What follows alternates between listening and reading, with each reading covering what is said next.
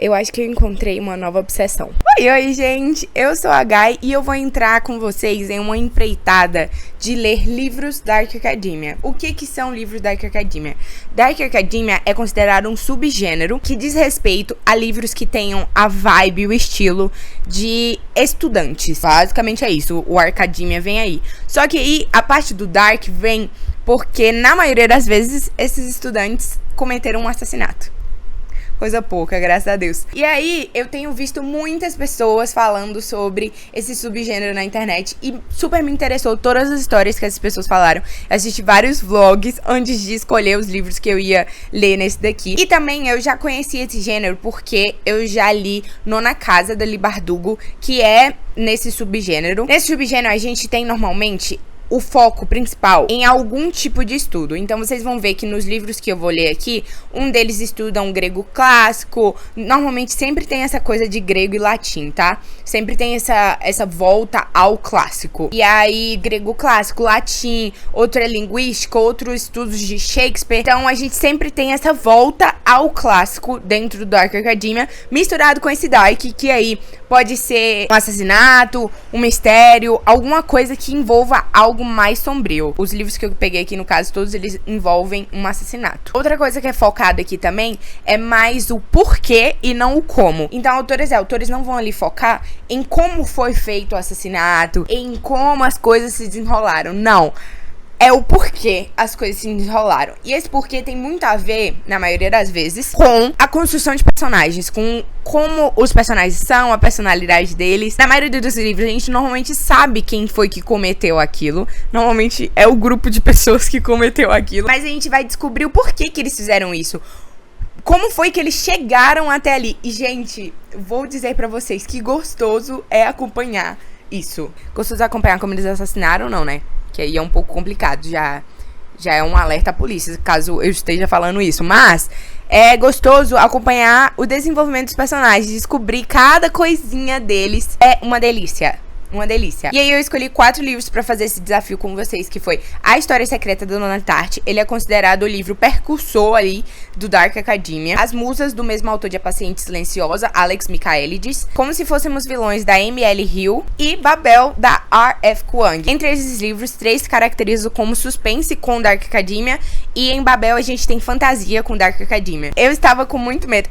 No momento, eu já terminei de ler os livros, mas eu estava no início do desafio com muito medo de ler eles, porque vocês vão ver que A História Secreta e Babel são deste tamanho. Como se Fôssemos Vilões e As Musas são assim, mas Babel e A História Secreta são deste tamanho. E eu tinha 2 semanas apenas para ler eles. Mas eu posso dizer que eu encontrei um subgênero favorito agora, de verdade. É um subgênero que eu percebi que eu gosto muito de ler, eu gosto muito de explorar essas coisas. Vocês vão ver aí durante o vídeo eu me apaixonando por ele. Vou parar de falar e vou deixar vocês irem assistir o vlog e irem ver o que eu achei de cada um do livro, tá? Eu espero muito que vocês gostem. Já deixa o like aí, não esqueça de se inscrever, de ativar o sininho. Vamos pro vlog. Eu vou ter que admitir pra vocês que eu comecei a ler o livro antes de começar a gravar. Então, eu já estou aqui. E talvez eu esteja ficando um pouco doida com esse livro. Eu cheguei na página 112, se eu não me engano. Exatamente, 112 de A História Secreta da Nona Tart. E até eu chegar na página 557, que são quantas páginas tem esse livro, eu vou enlouquecer. Esse livro é muito pesado, então eu não vou ficar segurando muito ele na mão. Mas ele é considerado o pai da Dark Academia e a Nona Tart é considerada a mãe da Dark Academia. Esse foi o primeiro livro de lançamento dela, em 1992.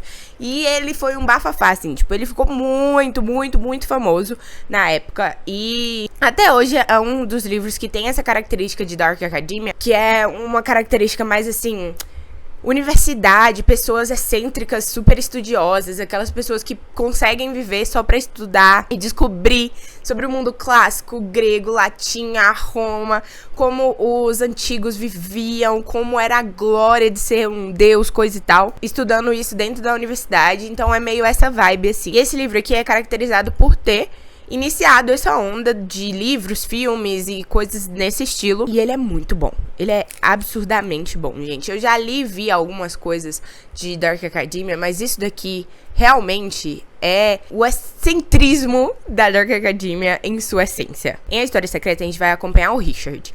Ele é um cara que veio da Califórnia, de uma família pobre, de uma família assim, não é pobre, mas que vive do mínimo, sabe? Do básico e tudo mais. E ele não quer continuar o legado da família. Então ele primeiramente tenta ser médico, mas ele não consegue, porque ele não consegue ficar perto de cadáveres e coisa e tal. E ele descobre que ele gosta muito de literatura e principalmente de estudar grego. Então ele vai pra essa universidade no norte dos Estados Unidos, em Hampden, onde ele vai atrás de um professor de grego. Só que chegando lá, ele descobre que esse professor só aceita alunos exclusivos e 5 alunos, e essa turma já está finalizada, já está preenchida. Ele fica meio mal com isso, assim, mas ele começa a reparar nos alunos dessa turma e ele começa a ter um sentimento de, como ele mesmo descreve, de inveja e de querer ser eles ao mesmo tempo. Esses 5 alunos, eles são alunos super ricos, que eles estão na faculdade só porque eles querem estudar mesmo. Eles têm esse luxo de ir na faculdade só pra obter conhecimento, gente. E não porque eles precisam realmente daquilo. Todos eles são herdeiros,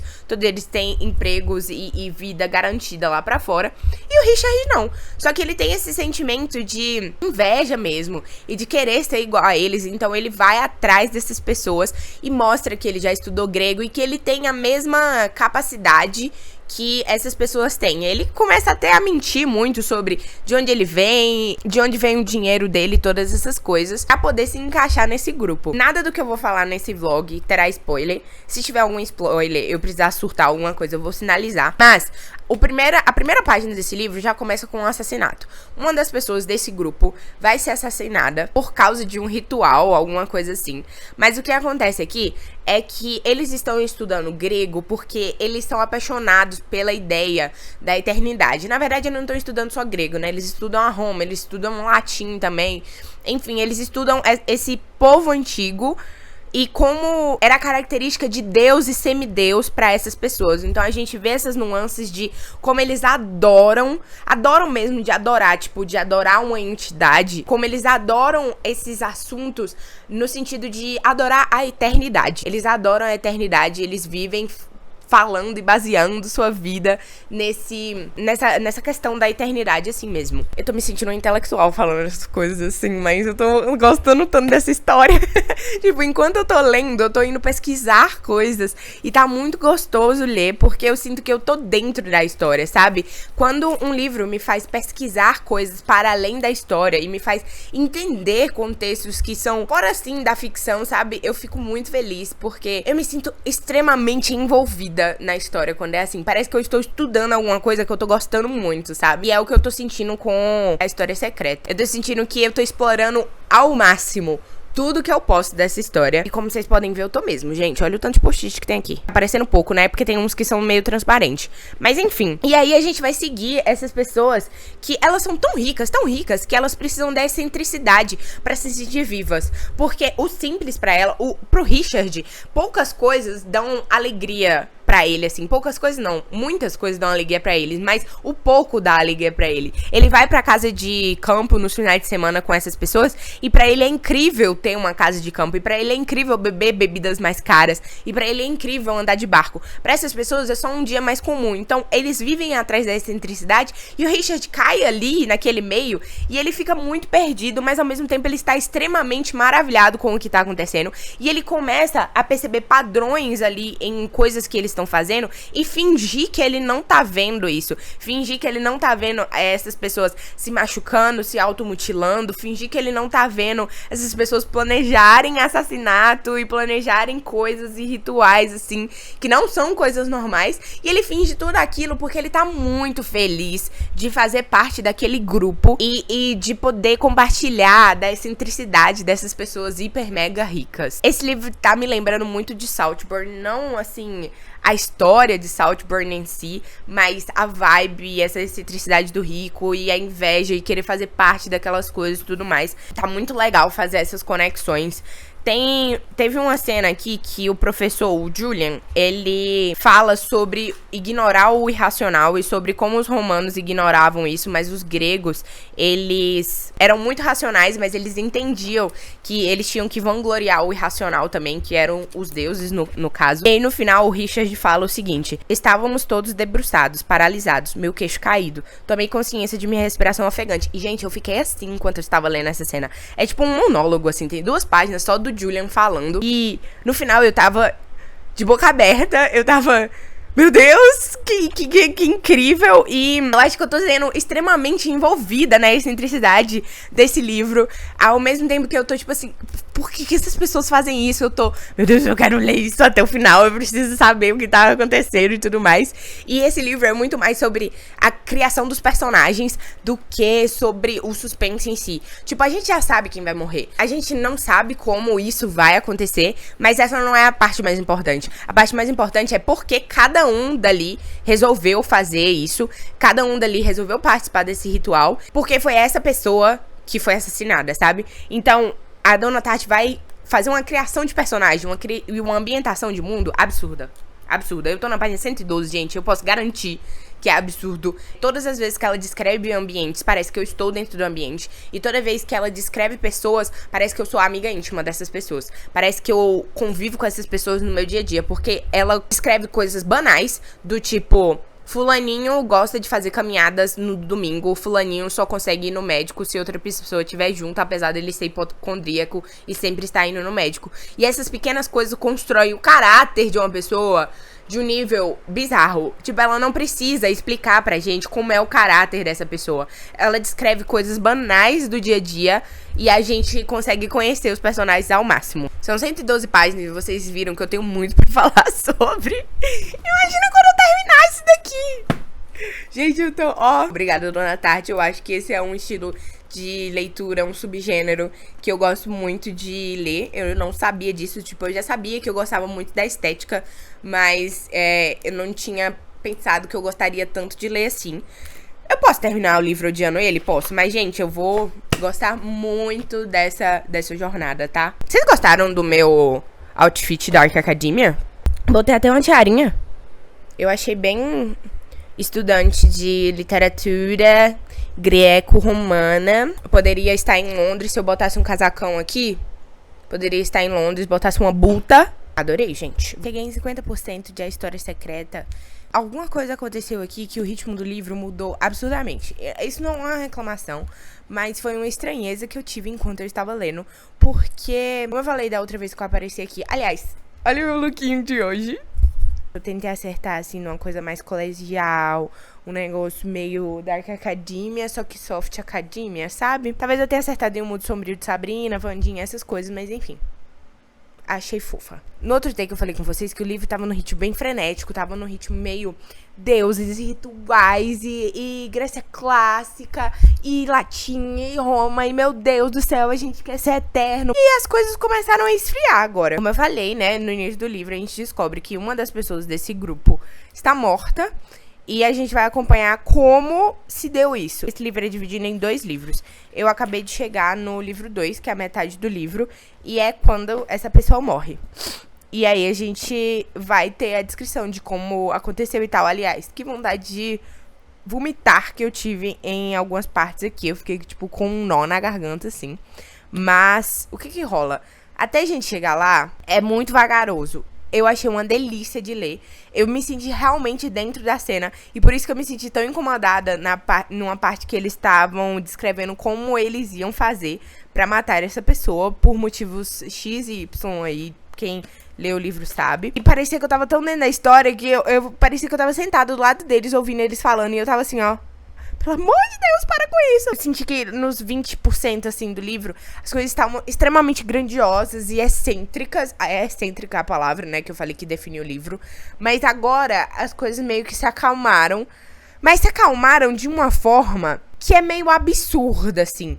Porque as coisas estão calmas, tipo, a descrição dele, pelo menos. Como ele é um narrador que tá contando uma história que aconteceu há anos atrás, ele conta de uma forma mais tranquila, tipo, só detalhando as coisas. Obviamente, acredito eu que no presente da história, Ele estava mais frenético ali com as coisas que estavam acontecendo. Mas a forma que é contada é uma forma calma sobre coisas absurdas. Então você fica tipo... O que tá acontecendo? Por que... Gente, várias páginas eu escrevi, tipo assim, só... Meu Deus. Meu Deus. Eu só escrevia isso na página. O que tá acontecendo? Só isso. Porque eu tava ficando incrédula com quão calma a descrição estava e as coisas que estavam rolando. A neve derretia nas montanhas e transcorreram várias semanas da morte de Bunny até que compreendêssemos a gravidade de nossa situação. Só foram encontrá-lo 10 dias depois de sua morte. Difícil acreditar que o modesto plano de Henry tenha funcionado tão bem, apesar dos eventos imprevistos. Não pretendíamos ocultar o corpo onde não pudessem encontrá-lo. Na verdade, nem o escondemos, simplesmente o abandonamos onde caíra, torcendo para que um passante azarado topasse com ele antes que alguém desse falta do rapaz. É assim que essa bagaça começa. Como não ficar louca com esse livro? Terminei a história secreta e tenho muitos comentários a fazer. A primeira coisa que eu queria falar é sobre o quão, no final do livro, eu pensei, nossa, foi isso? E aí agora eu fui rever e reler todas as minhas marcações. E não foi só isso. Cada coisa que ela escreve tem início, meio e fim. Eu não sei explicar.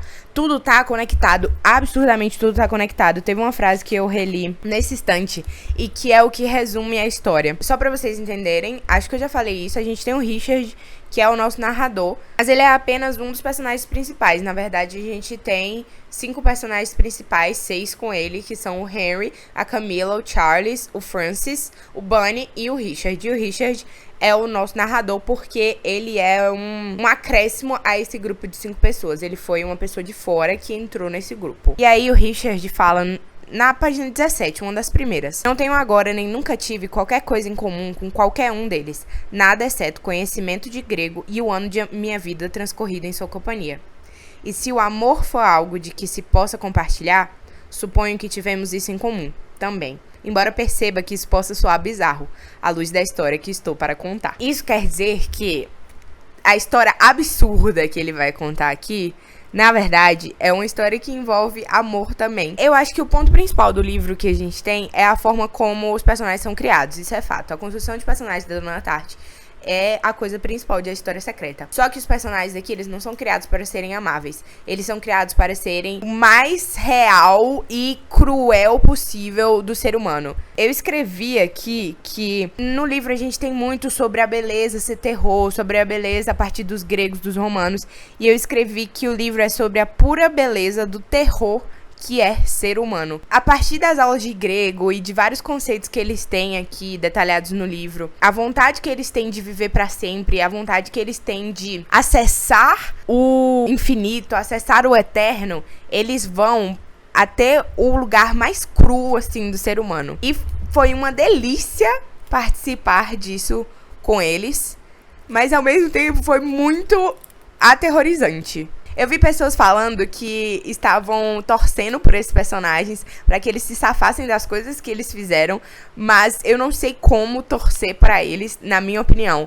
Eu estava lá como se fosse uma espectadora, parte do grupo. Eu me sentia assim enquanto eu estava lendo. Parecia que eu estava do ladinho deles, assim, meio que olhando, sabe? E falando, meu Deus, o que essas pessoas estão fazendo? Mas ao mesmo tempo, eu não estava torcendo pra ninguém. Eles são personagens que você conhece eles até o fundo do ser deles.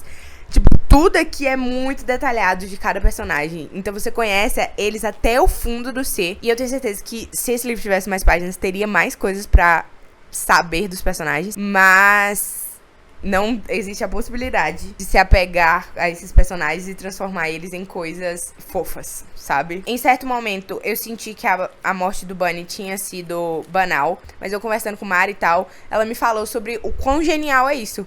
Porque o fato de ser banal, de não ter uma grandiosidade, porque, como eu falei pra vocês, o livro começa de uma forma muito grandiosa, de uma forma muito excêntrica. Mas aí vai se caminhando e ele vai se tornando mundano, sabe? E isso é genial, porque é assim que a gente vive, é assim que a gente erra, e é assim que às vezes a gente tem pensamentos horríveis. E eu sinto que essas pessoas aqui viveram esses pensamentos horríveis. Não tô dizendo que eu já tive pensamentos em assassinar alguém, tá, gente? Pelo amor de Deus. Mas eu acho que esse livro explica o animalesco do ser humano. E essa questão que eu falei banal, não é banal. A morte do Bunny não é banal, mas Eu tava esperando uma excentricidade maior, e não foi tão excêntrico assim. Mas agora eu entendo que é exatamente isso. É o ser humano vivendo a vida dele, tomando decisões que podem ser erradas, certas ou não, mas que naquele momento foi a decisão que ele tomou. E é isso que fica do livro. E eu achei genial. Gente, eu curti muito essa jornada. Esse livro é muito pesado pra ficar segurando, mas eu curti muito essa jornada. Como eu falei, eu me senti dentro do livro. Aprendi muitos conceitos novos. Eu tô me achando uma expert em latim, tá? Porque consigo entender frases agora. Porque teve várias frases que foram repetidas durante o livro. E aí eu via a segunda vez e eu sabia o significado. Então eu tô expert em latim, queria dizer isso pra vocês. Aqui a gente tem muitas referências a muito poema, a muito filme, a muitas pessoas importantes na filosofia, na literatura, a ditados populares, há muitas coisas assim. É um mundo pra você estudar depois que você lê, sabe? E o tanto de referência encheu a minha cabeça. É um livro muito, muito, muito grandioso, com tudo que oferece. A Dona Tarte conseguiu amarrar tudo que podia. Ela terminou de uma forma humana. Eu não sei como definir com adjetivo. Mas essa frase que eu escrevi, pra mim, é o que define o livro. É sobre a pura beleza do terror que é ser humano. E eles viveram ao máximo, sabe? Eles viveram ao máximo que eles tinham naquele 1 ano de faculdade. Toda a história aqui se passa em 1 ano. O Richard é o narrador que ele tá no futuro contando sobre esse 1 ano da vida dele. E uma frase que tem, que é... Ela tá em latim, eu não vou ler em latim porque eu não sei ler em latim. Mas traduzida ela fica: qualquer ação no tempo infinito reduz-se a nada. Isso daqui acabou, tá? Quando eu li essa frase, eu compreendi tudo que a Dona Tarte queria com esse livro. Qualquer ação no tempo infinito reduz-se a nada. E essa é literalmente a essência do viver humano, gente.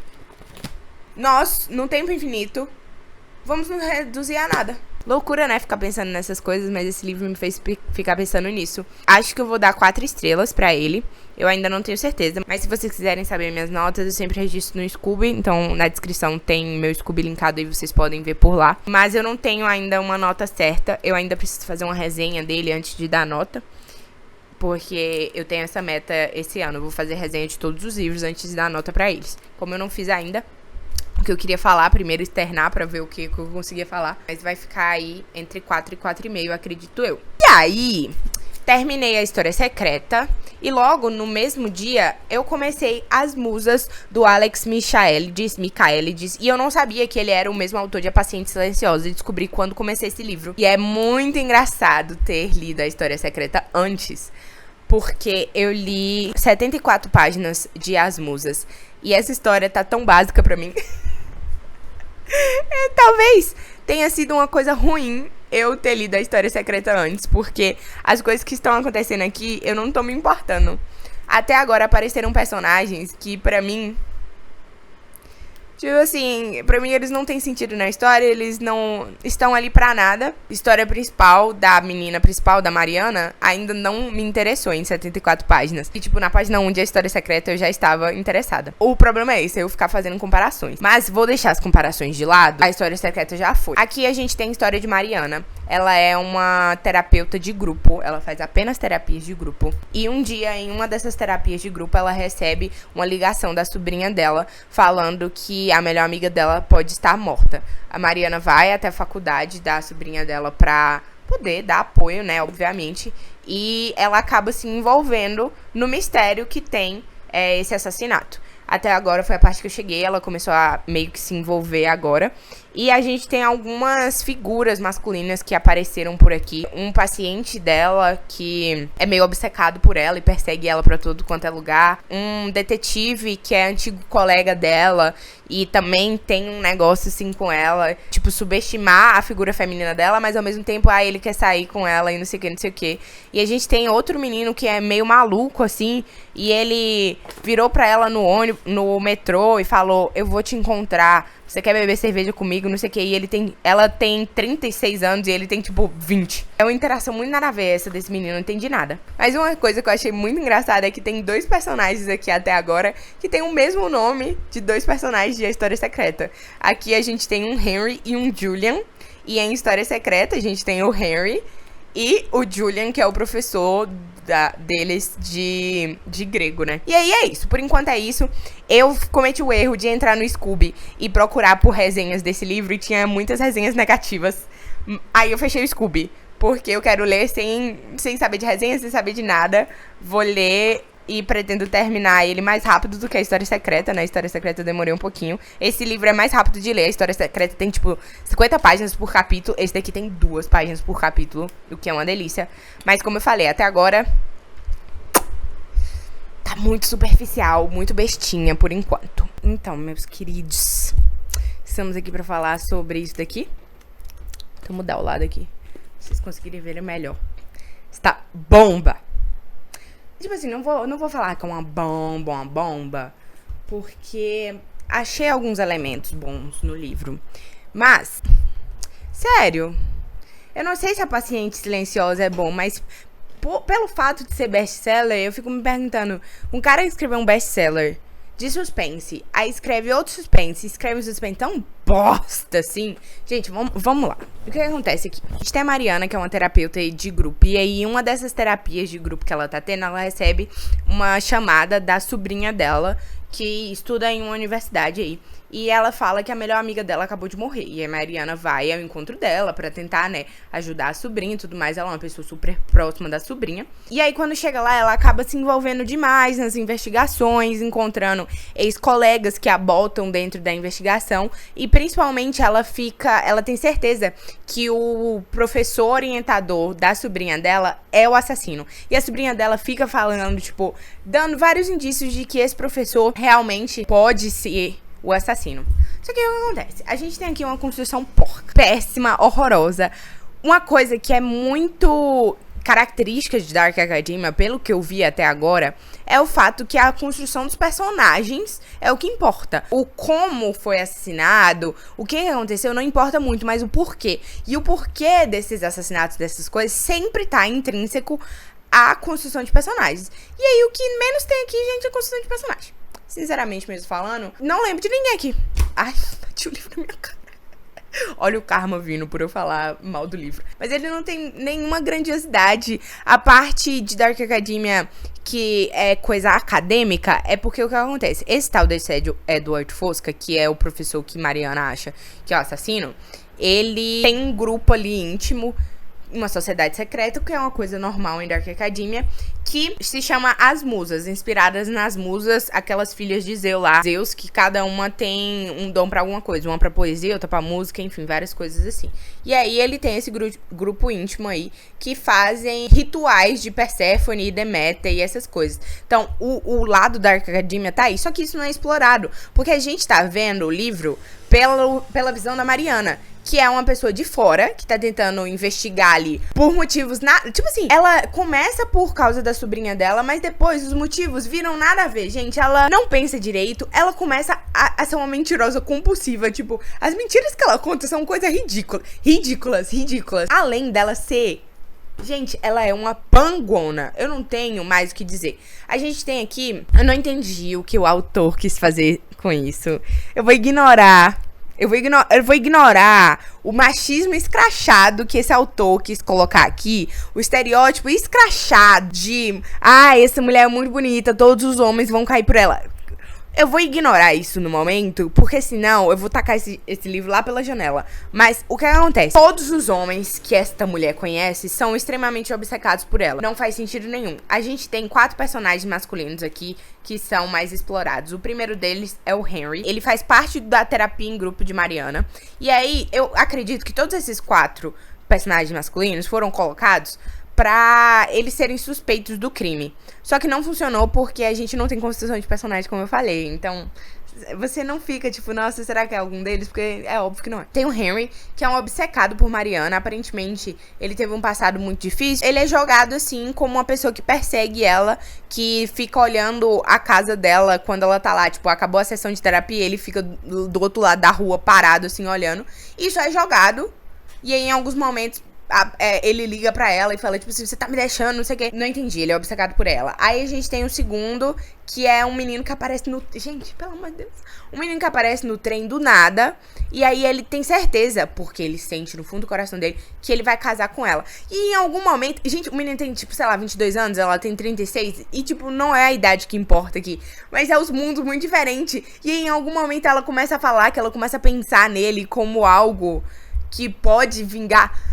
Aí não faz sentido nenhum. Aí depois tem um terceiro, que é o Julian, que eu falei que é o mesmo nome de A História Secreta. Ele é o detetive, ex-colega dela, que ajuda botando ela dentro do caso. E ele também tem um negócio de, tipo, só vai ajudar ela porque ele tem algum interesse amoroso por ela. E tem esse tal desse Edward Fosca, que é o que ela acha que é assassino, que também, em algum momento, começa a falar sobre o quão ela é uma mulher muito linda e não sei o que, não sei o que. E aí, o que acontece? Esses homens, todos, mentira, 3, beijam ela, sem aviso prévio, sem ela perceber. E a única reação que a gatíssima tem gente, juro, nas vezes que aconteceu, ela fala a seguinte frase: aconteceu tão rápido que eu não tive tempo de reagir. Minha queridona, eu não posso gritar, gente, eu não posso gritar. Minha queridona, que porra é essa? Não reagi no momento porque foi um negócio, tipo... rápido, tudo bem, mas aí você não reage depois. Das pessoas que beija ela tem certeza que é o assassino. Ela tem certeza que é o assassino da melhor amiga, da sobrinha dela. Ela tem certeza, ela tá, tipo, lá com ele porque ela tá investigando o caso. E aí ela vai lá e não tem reação e fica assim. Tipo, em todos os momentos ela fica assim. A menina... Gente... Pelo amor de Deus. O suspense... Vou simplificar as coisas aqui. O suspense é mal construído. O motivo do porquê o assassinato aconteceu é mal construído. Na verdade, é pessimamente construído. O motivo é ridículo. Ridículo, ridículo. Gente, essa mulher, ela é terapeuta em grupo. Ela precisa de terapia. Ela faz terapia aqui. Ela cita a terapeuta dela. Ela precisa mudar de terapeuta. Ela precisa urgentemente mudar de terapeuta e tratar os daddy issues dela. Porque se ela não tivesse daddy issues, nada disso teria acontecido. Mas eu sinto que é algum tipo de sei lá, estereótipo que o autor quis colocar aqui sobre mulheres com daddy issues. Ai, sinceramente, gente, pelo amor de Deus, que vontade de jogar pela janela. Ah, não, me irritou, não gostei. E agora que eu tô falando sobre, eu percebo que me irritou mais ainda, porque eu dei 3 estrelas pro livro. Agora eu já não vou dar mais, depois de eu ter discutido isso tudo aqui, eu vou já diminuir pra 2, 2,5. Eu dei 3 estrelas porque teve uma parte que eu senti medo, de verdade. Eu tava lendo antes de dormir, e aí eu realmente senti medo. Mas eu acho que foi nessa parte que ele colocou os elementos de A Paciente Silenciosa, que as pessoas consideram ele um bom autor por causa disso. E aí nessa parte, eu, tipo, senti o suspense, eu senti medo. Depois ele cagou tudo, gente, porque não tem motivo. É uma bosta. Como eu falei, Dark Academia é caracterizado pela construção de personagens e pelo porquê, não como. Ele não serviu nada disso. E é isso que eu tenho pra falar. Acabei de mudar minha nota, vai ser 2,5. E se me irritar mais, vai ser 2. Que ódio, gente, que ódio. Não gostei. Não gostei. Vamos pro próximo, que quem sabe vai ser melhor. Vai ficar na minha estante só porque eu risquei o livro inteiro. E pra eu lembrar do ódio que eu senti por ele. Mas se eu não tivesse riscado ele inteiro, ele ia embora, tá, minha galera? Ia embora. Eu nem vim aqui falar com vocês que eu comecei como se fossem meus vilões, porque eu comecei e terminei, gente. Olha como isso ficou lindo. 1 minuto de silêncio. 1 minuto de silêncio. Acho que até agora esse foi o que ficou mais bonito de post-it. Acho a coisa mais linda. Mas vamos falar sobre esse livro aqui que eu gostei muito. Fiquei até chocada, assim. Porque depois da decepção que vocês viram que foi As Musas, que eu não quero nem falar sobre, eu achei que eu fosse ter mais decepções, mas não tive. E isso é uma coisa muito feliz pra mim. O que a gente tem aqui? A gente começa o livro com Oliver Marks acabando de sair da cadeia. Ele acabou de cumprir uma pena de 10 anos por causa de assassinato. Mas logo no início a gente descobre que ele é inocente e ele vai nos contar a história real do que aconteceu aqui. Ele esperou terminar a pena de 10 anos pra ele poder contar pro detetive, né, que tava dentro do caso. E ele esperou não ter nenhuma chance da outra pessoa, da pessoa que realmente cometeu o assassinato, ser culpada, pra ele poder contar essa história pra gente. Então a gente já começa a história assim. Esse livro é muito interessante porque a Dark Academia dele é sobre atores de teatro shakespeariano. Então, todos eles estudam numa universidade que trabalha com peças apenas de Shakespeare.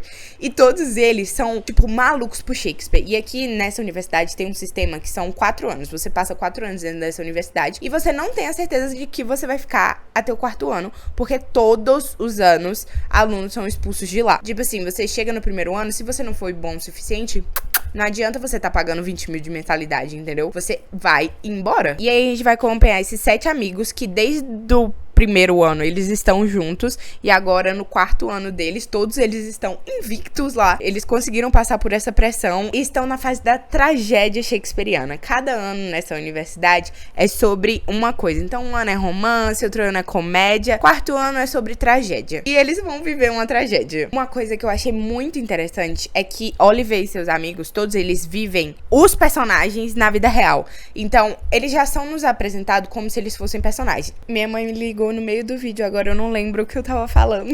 Eu acho que eu tava falando sobre o fato deles estudarem na universidade, eles serem atores, eles serem apresentados como personagens, né? Isso.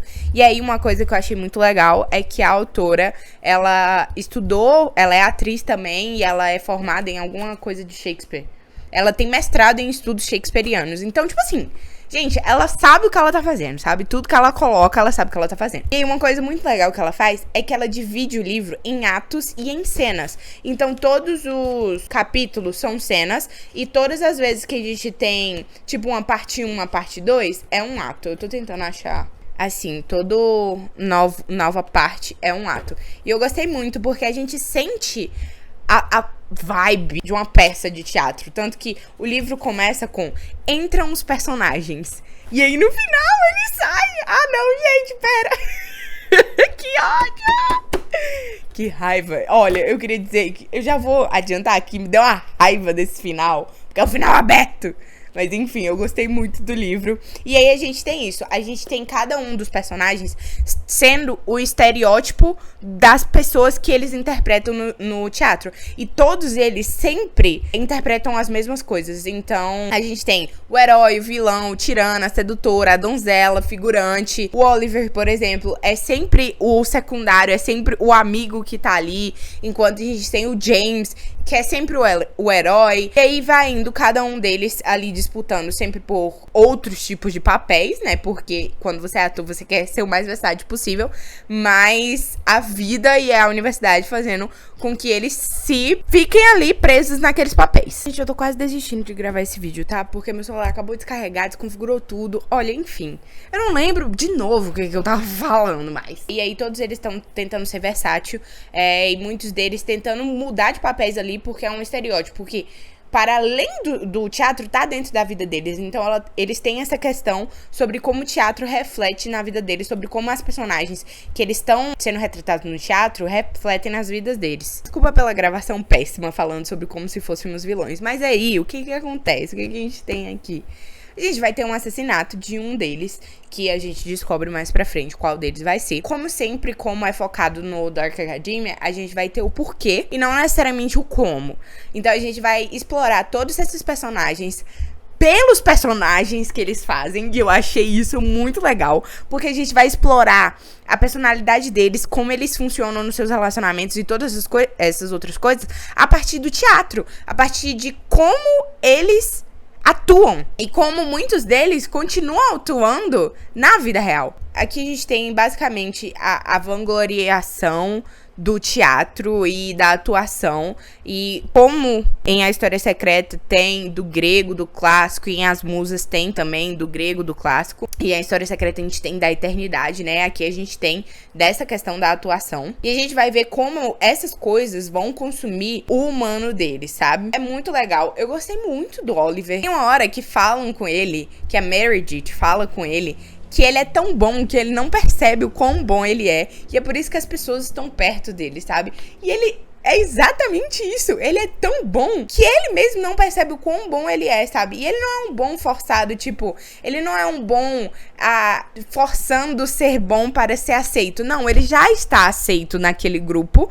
E ele é bom por ser bom, sabe? Gente, eu gostei muito do livro. Eu acho que Aqui a gente não tem tantas discussões a ser feita quanto em A História Secreta, mas a partir daqui a gente pode fazer as mesmas discussões que foram feitas em A História Secreta. Tanto que eu coloquei aqui no início, eu coloquei a mesma frase que tem em História Secreta, e se o amor for algo de que se possa compartilhar, suponho que tivemos isso em comum.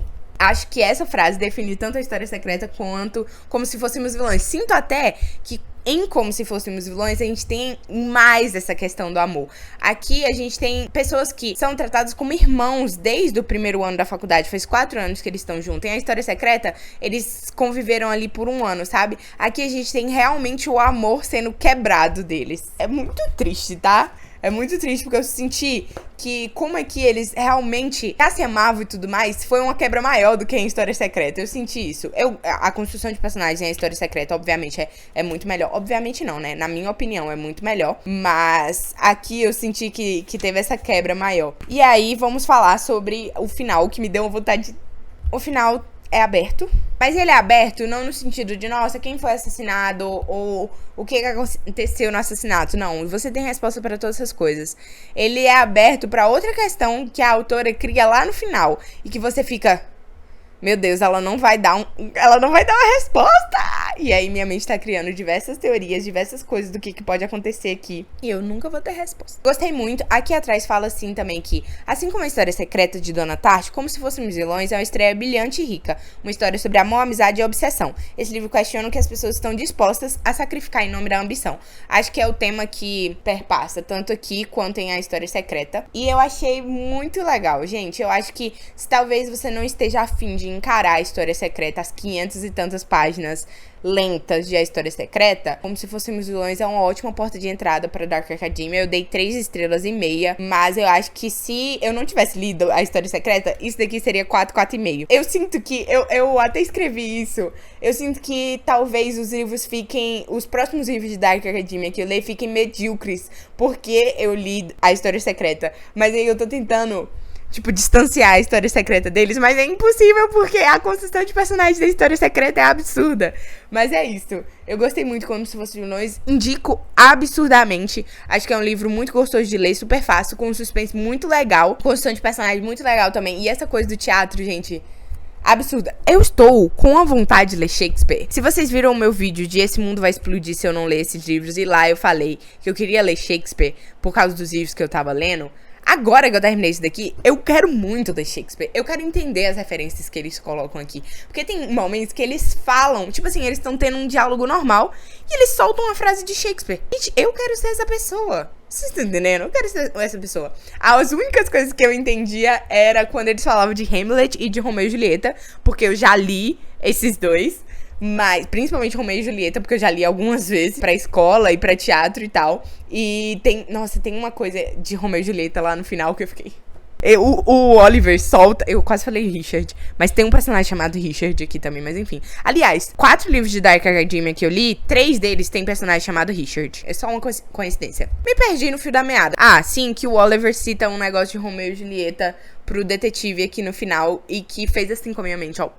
E agora nós vamos para a nossa última leitura, que eu tô muito animada, que é Babel, que aliás já comecei, como vocês podem ver, hahaha. Mas eu li 109 páginas, ainda estou muito no início. Eu tô muito animada pra ler esse livro. Eu não sei como segurar ele, ele é muito grande. Eu tô muito animada pra começar esse livro porque eu vi muita gente falando sobre ele. Muita gente falando muito bem. Tipo, não teve ninguém que falou mal dele. Eu já vi gente falando que a escrita é lenta, mas eu li 109 páginas muito rápido, gente. Não foi devagar a velocidade que eu li e eu engoli, sabe? E agora que começou a ter mais ação e tal, eu acho que eu vou engolir mais ainda. Até agora a gente só teve a questão do personagem principal. Eu não queria falar sobre o que é a história ainda, porque eu sinto que eu ainda não tenho propriedade pra falar sobre, sabe? Mas eu gostei muito do sistema de magia até agora, que o sistema de magia se dá pela tradução de palavras. E eu achei muito legal uma frase que um dos professores falou, que é que os alquimistas pensavam que a magia vinha da mistura de químico, quando na verdade a magia tava na palavra. E eu achei isso muito legal. E agora foi o momento que o Robin, que é o nosso protagonista, chegou em Oxford e ele vai começar a estudar todas essas coisas. Então, assim que eu tiver mais propriedade pra falar da história e tudo mais, eu falo com vocês. Se eu tiver alguma coisa pra adicionar no meio, eu venho aqui falar. Mas se não, eu apareço aqui quando eu tiver terminado o livro, tá, minha galera? Eu tô adorando essa experiência. Eu tô encontrando um gênero, um subgênero, na verdade, né? Porque Babel, por exemplo, é uma fantasia com Dark Academia, enquanto os outros são suspense com Dark Academia. O Dark Academia é um subgênero, sabe? Eu tô super encontrando esse subgênero e eu acho que combina muito comigo, tá se tornando um favorito. Tô adorando. Vamos lá ver o que eu acho de Babel. Então, eu nem vim falar aqui de progresso nem nada de Babel, porque eu simplesmente terminei o livro.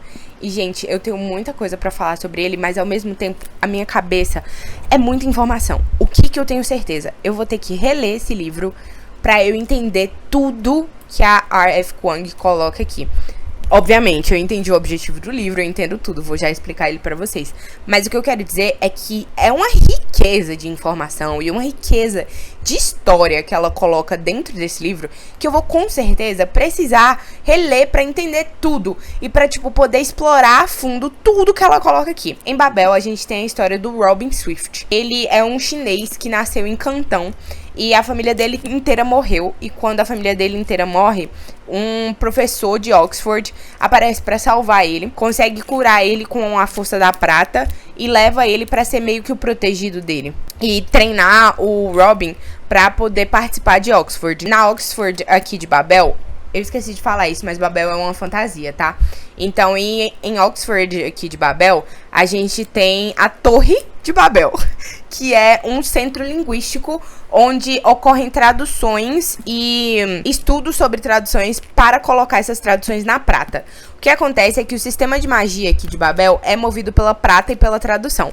A gente tem a prata, que é o condutor de magia, mas esse condutor só funciona quando a tradução de palavras é colocada na prata. Por exemplo, eles vão fazer os trilhos rolarem mais rápido. Então, eles vão colocar uma palavra para isso em, sei lá, grego e traduzir para inglês. O mais próximo e o quão mais a pessoa souber aquela tradução e tiver intrínseco dentro daquela pessoa, a prata vai funcionar melhor. E é basicamente isso, assim que funciona o sistema de magia aqui. Só que a Inglaterra detém todo ou a maior parte do poder da prata nesse mundo. Existem alguns outros países que têm a prata, só que a Inglaterra compra de lá e tudo mais, não quer fazer negócios com esses outros países, entre eles a China, de onde Robin vem. E aí a Kuang vai usar disso pra falar com a gente sobre o colonialismo inglês em várias colônias. Gente, ela usa de diversos fatos históricos, que ela até coloca uma notinha no livro falando que ela utilizou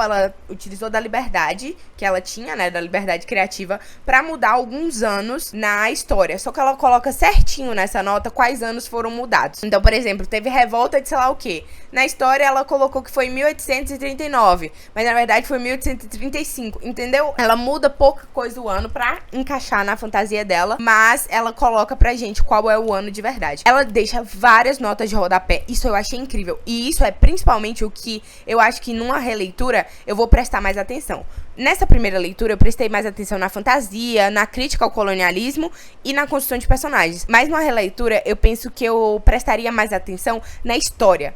Porque a R.F. Kuang utiliza de fatos reais pra contar a fantasia dela. Então ela coloca várias revoltas, várias leis, várias greves, vários fatos históricos, assim, várias colonizações da Inglaterra.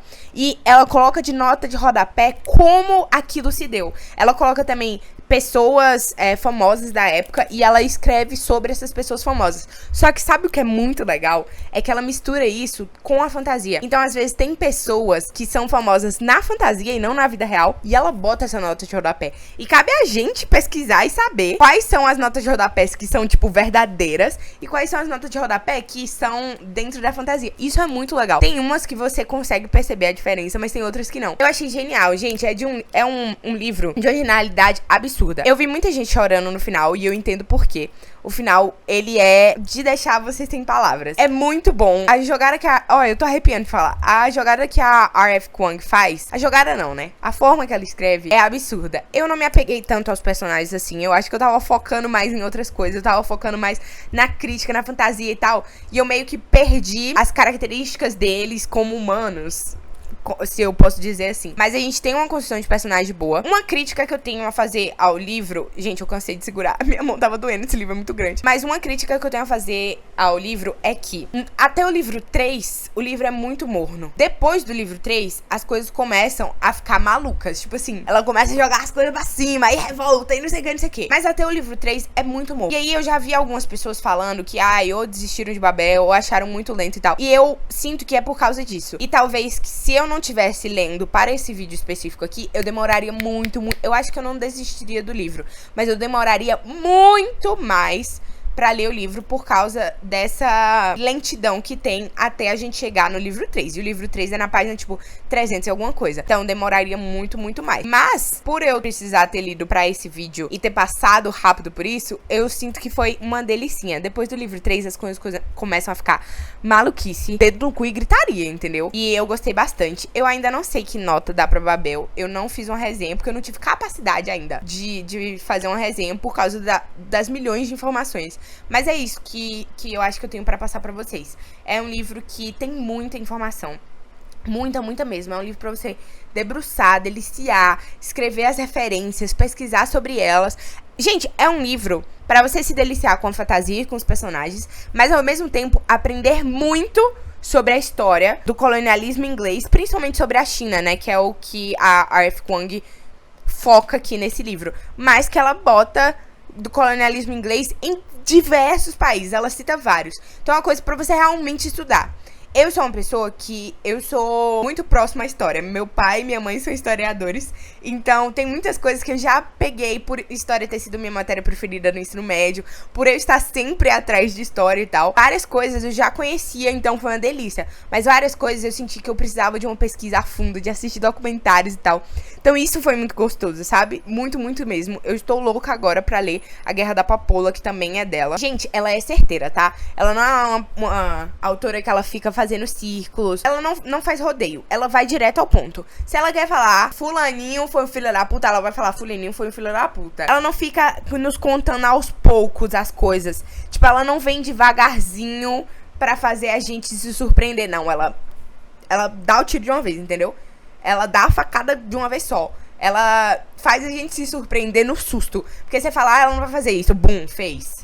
Entendeu? E eu gostei muito disso. Normalmente eu gosto das coisas mais lentas, eu ir descobrindo e tal. Mas eu adorei a forma que ela... Foi uma forma diferente, né, do que eu sou acostumada a ler. Mas eu adorei a forma que ela vem, ela é diretona. Chute na porta, nem avisa que tá entrando, entendeu? Se vocês quiserem saber, me perguntem aí nos comentários. Talvez eu já saiba que nota eu dei pra Babel. Ou então lá no Instagram. Até agora eu não sei que nota dá. Mas olha como ficou bonitinho o sistema de cor que eu coloquei. Ficou muito bonito, né? Gente, eu tava lendo aqui o título, olhando a capa, e eu esqueci de falar sobre o subtítulo. Aqui a gente tem Babel, ou a necessidade de violência. E esse negócio que eu acabei de falar sobre a Kuang ser muito direta, tem muito a ver com isso. Algumas pessoas desse livro, e isso pode ser considerado pessoas reais também, consideram que vão mudar o mundo por meio das palavras. E é isso que a R.F. Kuang tá falando aqui. Eu esqueci muito de falar sobre isso, desculpa.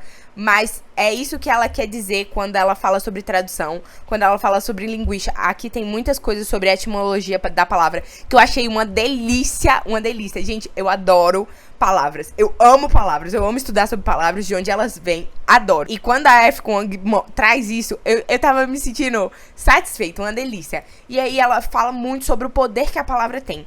Muitas pessoas nesse livro acreditam no poder da palavra. Só que muitas acreditam no poder da violência. Então a gente tem isso, Babel, que é a Torre de Babel, que é a torre que faz a tradução, que é o poder da palavra, é Babel, ou a necessidade da violência, que é a necessidade que, às vezes, mesmo falando,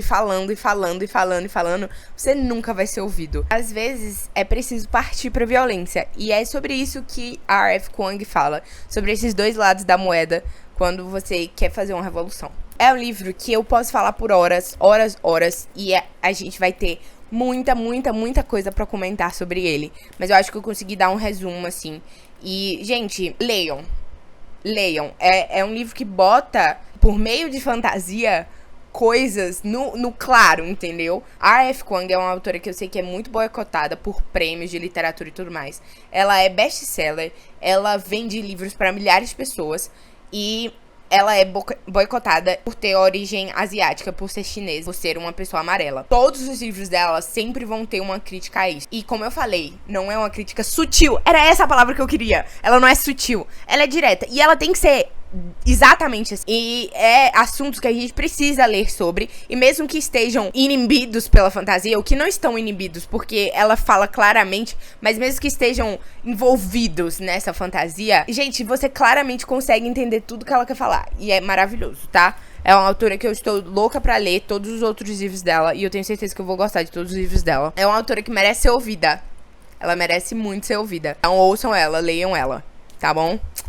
É isto, li o último livro de Dark Academia e posso dizer que estou completamente apaixonado por esse gênero, mas vou falar mais com vocês no próximo take, encerrando o vídeo. Vamos lá. Esses foram os livros que eu li de Dark Academia. Gente, eles são muito pesados, mas vamos lá.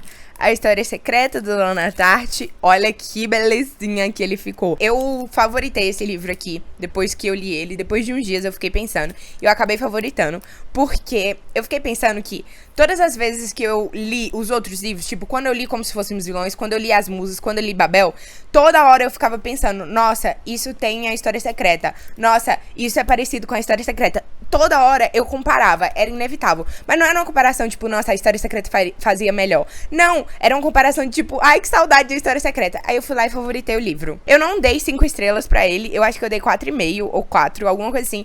Mas eu favoritei, porque toda hora eu penso nesse livro e toda hora eu penso como a construção de personagens aqui é maravilhosa. Esses dois livros aqui foram mais de boa de ler, porque eles são menorzinhos e eles não têm a complexidade que Babel e a História Secreta têm. Mas eu sinto que eu precisei ler a História Secreta primeiro pra entender esses personagens daqui. Das Musas não, né, gente? Que eu odiei esse livro aqui. Isso daqui tem complexidade de personagem nenhum. Mas, por exemplo, de Como Se Fôssemos Vilões. Tem várias coisas que ficam meio escondidas, que eu pude entender por causa de A História Secreta, que tem uma construção de personagem fudida. E aí nós temos Babel, que eu ainda não dei nota. Gente, eu sinto muito. Eu ainda não consegui dar uma nota pra Babel. Mas como eu falei, se no dia que eu postar eu tiver dado nota, eu coloco nos comentários. Até agora eu não dei nota, mas tá a mesma coisa de A História Secreta. Fico pensando em Babel.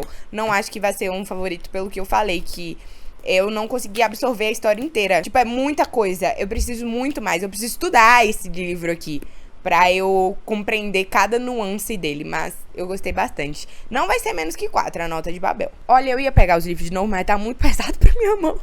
Então eu espero muito que vocês tenham gostado desse vídeo, gente. Espero que eu tenha aí apresentado alguma nova coisa pra vocês. Ou se vocês já conheciam Dark Academia, deixa aqui indicações pra mim também. Se vocês já leram algum desses livros também, me falem nos comentários o que vocês acharam. Se você chegou até o final desse vídeo, deixa esse emoji aqui pra eu saber que você veio até aqui. Muito obrigada a todo mundo que tá assistindo todos os vídeos e por terem chegado até aqui. Um beijo e até o próximo vídeo. Tchau, tchau!